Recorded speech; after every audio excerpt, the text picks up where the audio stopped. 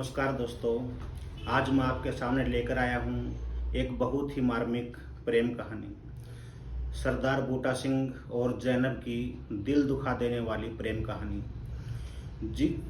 जिस कहानी पर गदर, एक प्रेम कथा, वीर जारा और शहीद मोहब्बत जैसी फिल्में बन चुकी हैं।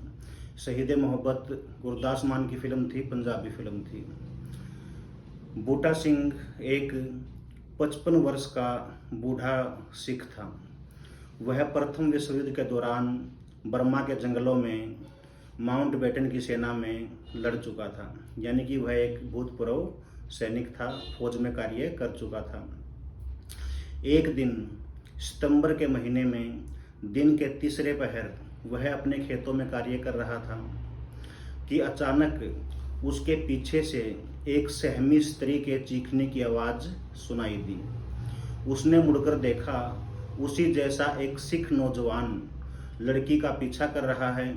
बूटा सिंह पलक झपकते ही समझ गया कि सारा मामला क्या है। लड़की मुसलमान थी और उस नौजवान सिख ने उसे शरणार्थियों के गुजरते हुए कैंप से उड़ाया था। बूटा सिंह ने कभी शादी नहीं की थी, वह कुंवारा था। बूटा सिंह बेहद शर्मिला आदमी था। बूटा सिंह को अपने अकेलेपन की समस्या को दूर करने का मुंह मांगा अवसर मिल गया था। बूटा सिंह के मुंह से अचानक निकलता है कितना, यानी कि उस लड़के को देखकर बूटा सिंह कहता है कितना। उधर से आवाज़ आती है 1500 और बूटा सिंह अपनी झोंपड़ी में जाता है और वहाँ से मैले कुचैले नोटों का एक बंडल निकाल कर लाता है और वह उसे उस नौजवान सिख को थमा देता है। बूटा सिंह ने कोई मोल भाव किया था, चुपचाप जितने पैसे उसने मांगे उसे दे दिए। बूटा सिंह के द्वारा खरीदी गई लड़की मात्र 17 साल की थी और उसका नाम जैनब था। जैनब वह बूटा सिंह से उम्र में 38 साल छोटी थी। अकेले जीवन बसर करने वाले उस बूढ़े सिख को तो मानो एक खिलौना मिल गया था। वह प्यार जो अब तक बूटा सिंह किसी पर नहीं लुटा पाया था, अचानक जैनब के लिए एक धारा बनकर फूट पड़ा था। इतना अधिक स्नेह पाकर जैनब भी बूटा सिंह से प्रेम करने लगी थी। बूटा सिंह उस लड़की से विवाह कर लेता है।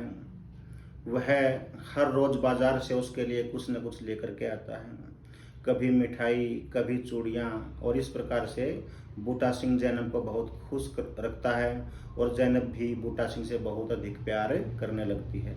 दोनों एक दूसरे से प्यार करते हैं और विवाह के 11 महीने बाद उनके घर एक बेटी जन्म लेती है, जिसका नाम बूटा सिंह ने तनवीर रखा।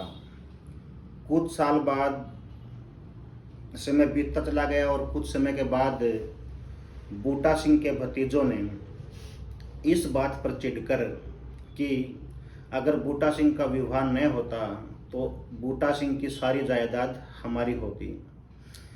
इस बात पर चिढ़कर जैनब की खबर, जो जैनब थी बूटा सिंह की पत्नी, उसकी खबर औरतों की खोज करने वाले अधिकारियों को दे दी।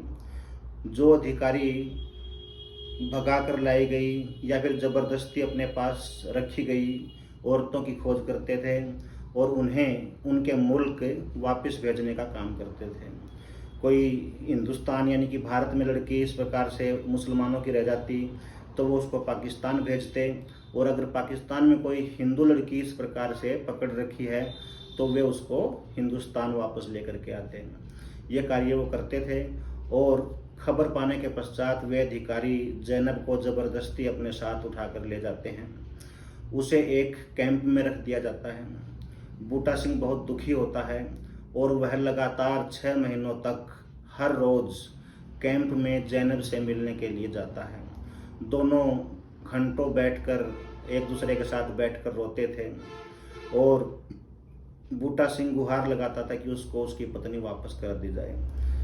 उधर जो खोजकर्ता अधिकारी थे वो लगातार जैनब के घर वालों का पता लगाने की कोशिश कर रहे थे।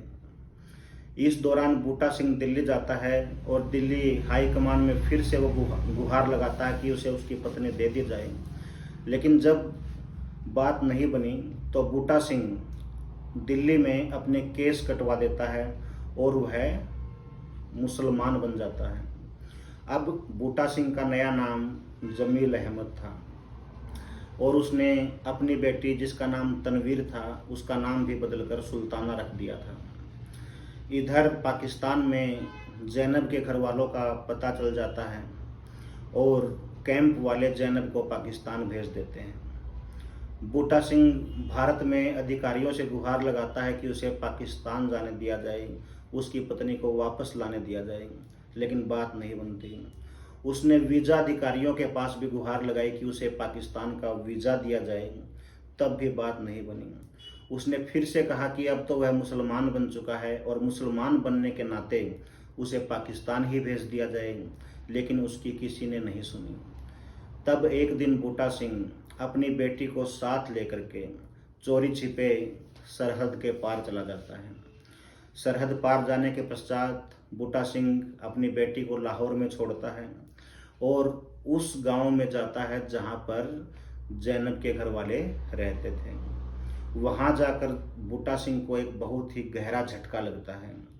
उसे पता चलता है कि जब जैनब पाकिस्तान आई तो पाकिस्तान आने के कुछ घंटों के बाद ही उसकी शादी उसके रिश्ते में लगने वाले एक भाई के साथ कर दी गई थी। बूटा सिंह पर तो मानो दुखों का एक पहाड़ टूट पड़ा था।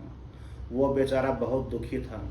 उसने अपनी पत्नी को पाने की गुहार लगाई, लेकिन जैनब के घर वालों और उसके रिश्तेदारों ने बूटा सिंह को बहुत मारा पीटा और मार पीट कर पुलिस के हवाले कर दिया कि यह व्यक्ति ज़बरदस्ती सरहद के पार आया है, न इसके पास कोई वीज़ा है और यह अवैध रूप से पाकिस्तान में आया है।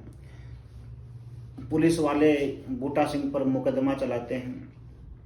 मुकदमे के दौरान बूटा सिंह जज के सामने गुहार लगाता है कि जज साहब मुझे मेरी पत्नी वापस दिला दी जाए। उसकी गुहार सुनकर जज का दिल पसीज जाता है और जज जैनब को कोर्ट में आने का आदेश देता है। जैनब को कोर्ट लाया जाता है।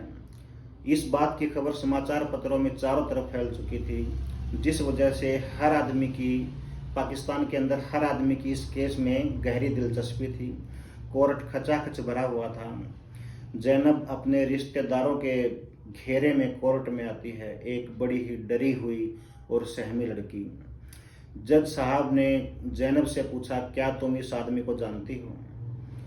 तो जैनब ने कहा हाँ।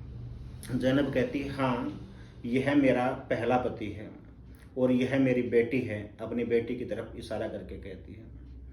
जज फिर पूछता है, क्या तुम इस आदमी के साथ वापस जाना चाहती हो? ऐसा बोलते ही पूरी की पूरी अदालत में सन्नाटा छा जाता है और हर कोई जैनब के होठों की तरफ देखने लगता है कि वो क्या कहने वाले हैं। अचानक जैनब कहती है नहीं। यह सुनकर मानो बूटा सिंह पर तो दुखों का अंबार टूट पड़ा। बूटा सिंह ने कहा, चलो ठीक है, तुम मेरे साथ नहीं जाना चाहती तो कम से कम अपनी बेटी को ही अपने साथ रख लो। लेकिन जैनब अपनी बेटी को भी साथ रखने से मना कर देती है, क्योंकि उसको पता था बेटी साथ रखने का मतलब है उस बेटी को नरक में धकेल देना, जो कि भविष्य में बहुत अधिक यातनाओं का सामना उस लड़की को करना पड़ता।